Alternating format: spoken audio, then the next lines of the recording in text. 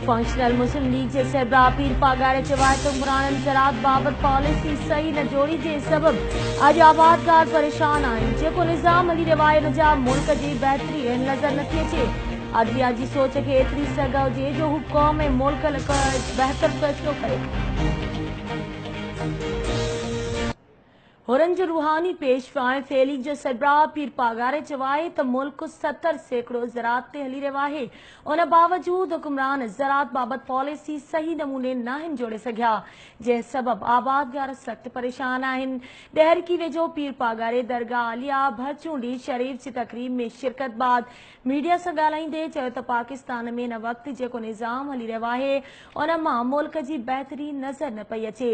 मुल्क जा हुक्मरान हितां जो पैसो ॿाहिरि मुल्कनि में सीड़प करण में मसरूफ़ आहिनि। संदसि चवणो त अदलिया ऐं फ़ौज खे ख़ुदा पाक एतिरी सघ हुजणु घुरिजे त जीअं मुल्क जे निज़ाम खे बहितर बणाए सघे। दरगाह जे गादी नशीन पीर अब्दुल ख़ालिक पारां ॾिनल आचियाणे वारी तक़रीब में वॾे अंग में सियासी समाजी अक़ीदतमंदनि शिरकत कई।